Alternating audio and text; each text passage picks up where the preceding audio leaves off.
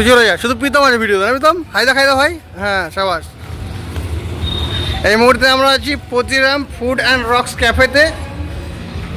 দক্ষিণ দিনাজপুরের প্রথম বাংলা ব্র্যান্ড ও কালচার নিয়ে ক্যাফে, সবার উপরে রক সত্য জয় রক। আচ্ছা, ফসিলসের ফ্যান এরা। শ্যাম ড্যান্স একাডেমি তথা রাধেশ্যাম ক্রিয়েশন।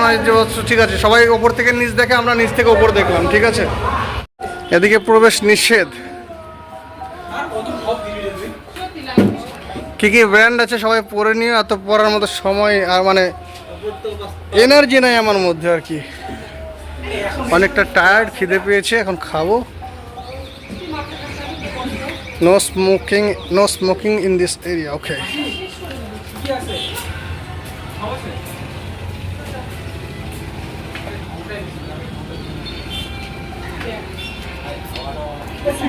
হ্যাঁ। হে সেনিয়রিটা, মাঝে মাঝে তবু দেখা পাই, চিরদিন কেন পাই না।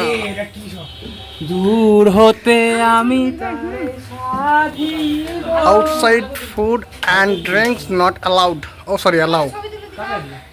ক্যাফে নোংরা করবে না, নোংরা ডাস্টবিনে ফেলবে। ক্যাফে নোংরা করলে এক্সট্রা চার্জ পড়বে। ওকে, তো এখানে ক্যাফে নোংরা করলে এক্সট্রা চার্জ দিতে হবে। ঠিক আছে, মাটির দেওয়াল, সেখানে আর্ট করা।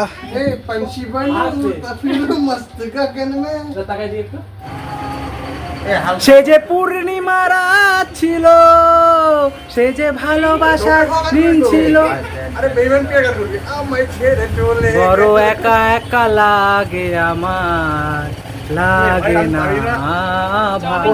আমি একদম রুফটপে, প্রতিরাম আর কুমারগঞ্জ যে রাস্তাটা আছে, সেই রাস্তা একটু এগিয়ে সামনে বোধহয় বন্ধন ব্যাংক। হ্যাঁ, ওই যে বন্ধন ব্যাংকের ব্রাঞ্চ, তার অপোজিটে একদম রুফটপে। এই হচ্ছে অ্যাম্বিয়েন্স,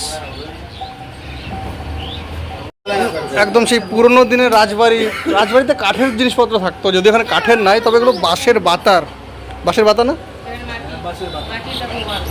হ্যাঁ, চারিদিকে মাটির দেওয়া।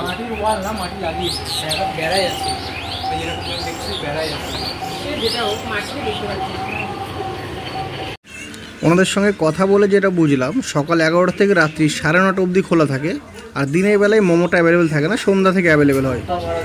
এটা ওনাদের পুরো মেনু কার্ড, দেখে নিন একবার ভালো করে।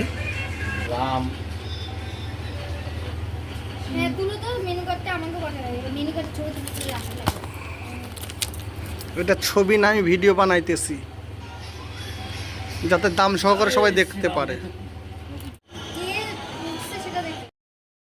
আমাদের অর্ডার ছিল এখানে এগ চাউমিন এবং ভেজ হাক্কা নুডলস।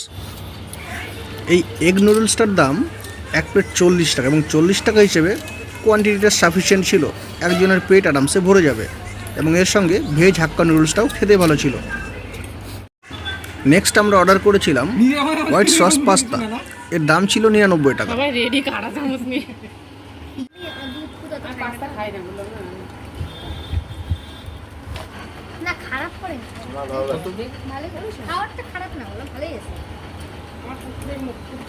বল কেমন লাগছে, নে এটা বলার জন্য, এটা কেমন লাগছে বল। এই যে অনেস্ট রিভিউ, আমরা এগ চাউমিন অর্ডার করেছিলাম, আর হচ্ছে ভেজ হাক্কা নুডলস, দুটোই ভালো ছিল।